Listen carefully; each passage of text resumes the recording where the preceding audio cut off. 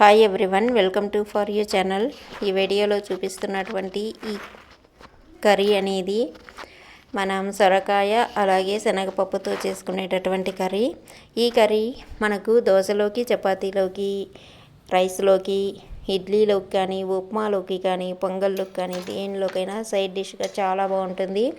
ఇప్పుడు ఒక చిన్న సొరకాయ తీసుకొని దీనికి స్కిన్ మందంగా తీసేయాలి. అంటే కొంచెం ఎక్కువగా 2 సార్లు పీల్ చేసుకున్నట్లయితే మనకు మందంగా వచ్చేస్తుంది. లేకపోతే స్కిన్ ఉన్న దగ్గర సరిగా ఉడకకుండా వస్తుంది. ఇలా స్కిన్ తీసేసిన తర్వాత దీనిని చిన్న చిన్న ముక్కలుగా కట్ చేసుకోవాలి.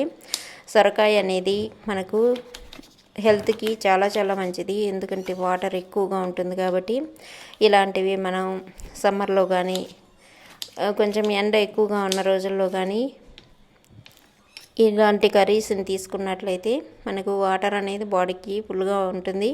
దీన్ని ఇలా చిన్న ముక్కలు చేసుకున్న తర్వాత ఇక్కడ నేను ఒక 50 గ్రాముల శనగపప్పు, అంటే ఒక అరకప్పు శనగపప్పుని 2 గంటల ముందుగానే నానబెట్టి ఉంచుకున్నాను. దీనిని ముందుగానే వాష్ చేసి పెట్టుకున్నట్లయితే మనం నీళ్ళతోటే వేసేసుకోవచ్చు. ఇదంతా కూడా కుక్కర్లో వేసుకోవాలి. అలాగే మనం కట్ చేసి పెట్టుకున్నటువంటి సొరకాయని కూడా కుక్కర్లో వేసుకోవాలి. ఇవన్నీ వేసుకున్న తర్వాత ఒక అర స్పూన్ పసుపు పొడి, ఒక స్పూను సాల్ట్ వేసుకొని, అరకప్పు వాటర్ వేసుకొని ఒక బిర్యానీ ఆకు వేసుకోవాలి. పసుపు పొడి వేసి క్లిప్ మిస్ అయింది, ఏమనుకోకండి.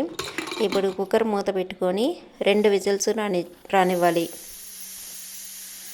ఇలా 2 విజిల్స్ వచ్చిన తర్వాత పక్కన పెట్టుకొని ఇప్పుడు బాణలు పెట్టుకొని స్టవ్ మీద 2 స్పూన్ల ఆయిల్ వేసుకొని 1 స్పూన్ జీలకర్ర, 2 యాలకులు, అలాగే కొంచెం పట్ట, 4 లవంగాలు ఇవన్నీ వేసి వేయించుకోవాలి.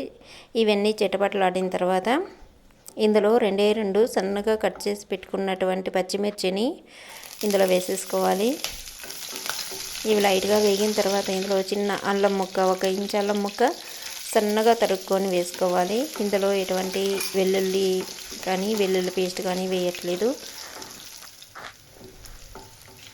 ఇలా ఇవి 2 పచ్చిమిర్చి, అల్లం వేగిన తర్వాత పెద్దగా ఉండే సైజులో మనం 2 ఆనియన్స్ తీసుకోవాలి. లేకపోతే మీడియం సైజ్ కానీ, చిన్న సైజ్ కానీ అయితే ఎక్కువగా తీసుకోండి ఆనియన్స్.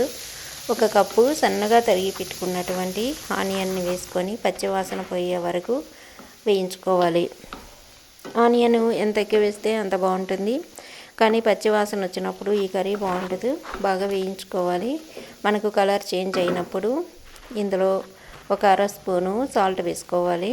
ఆల్రెడీ మనం కుక్కర్లో వేసాం కాబట్టి చూసి వేసుకోవాలి. అలాగే 1 స్పూను ధనియాల పొడి, 1 స్పూను కారం, కొంచెం 1 స్పూను కసూరి మేతి ఇవన్నీ కూడా వేసి వేయించుకోవాలి. ఈ మసాలాలన్నీ బాగా ఫ్రై చేసుకోవాలి ఈ ఆనియన్ తోటి.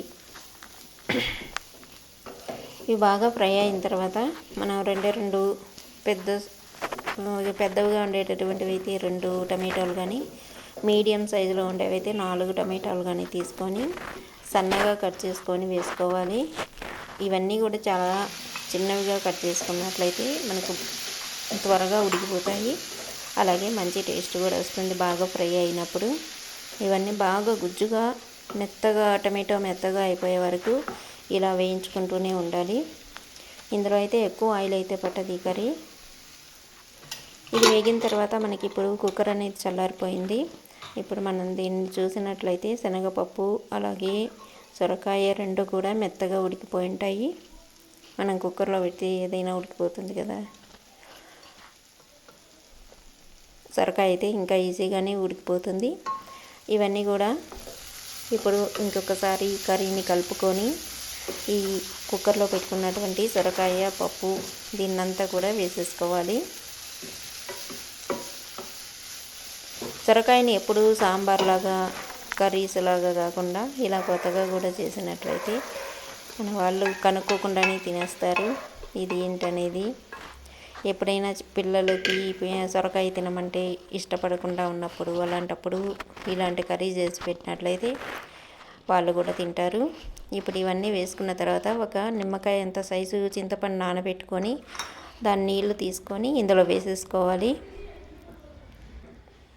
1 అరకప్పు వరకు మనం చింతపండు రసాన్ని వేసుకోవాలి. ఇవన్నీ బాగా కలుపుకొని ఇందులో 1 స్పూను గరం మసాలా వేసుకోవాలి. ఈ గరం మసాలా వేసుకున్న తర్వాత ఉప్పు చూసుకోండి ఒక్కసారి. నాకైతే సరిపోయినట్లేదు. మనకు స్మెల్లోనే తెలిసిపోతుంది ఉప్పు సరిపోయిందా లేదా అనేది. ఇంకొంచెం ఒక పావు స్పూను సాల్ట్ వేసుకొని దీనిని ఒక 5 నుంచి 7-8 నిమిషాల వరకు ఉడికించుకోవాలి. మూత పెట్టి చిన్న మంట మీద ఉడికించుకోవాలి. ఇంకా ఫైనల్గా కొత్తిమీర వేసేసినట్లయితే మనకు కర్రీ అనేది ఈజీగా రెడీ అయిపోతుంది. ఇది మనకు ఒక సాంబారు, ఒక పప్పు, మరొక కర్రీ ఇలాంటివి ఏవీ లేకుండా ఇది ఒక్కదాంతోనే మనం అలా సాంబార్లా కాకుండా కర్రీలా కాకుండా మీడియంగా ఈ మసాలా అనేది ఉంటుంది ఇందులో. చాలా చాలా బాగుంటుంది. వీడియో కానీ నచ్చినట్లయితే తప్పకుండా అందరూ సబ్స్క్రైబ్ చేసుకోండి ఫస్ట్. అలాగే బెల్ ఐకాన్ని కూడా ప్రెస్ చేయండి. లైక్ చేయండి. వీడియో నచ్చినట్లయితే కామెంట్ చేయండి, షేర్ చేయండి మీ ఫ్రెండ్స్కి, రిలేటివ్స్కి. నేను మొన్న చేసినటువంటి ఆనియన్ పచ్చడి ఇది పక్కన ఉండేటటువంటిది. దానిని కూడా ఒకసారి చూసి ట్రై చేయండి. చాలా బాగుంటుంది ఆనియన్ పచ్చడి కూడా. ఇవి రెండు కాంబినేషన్లో కానీ తిన్నట్లయితే మనకు చాలా టేస్ట్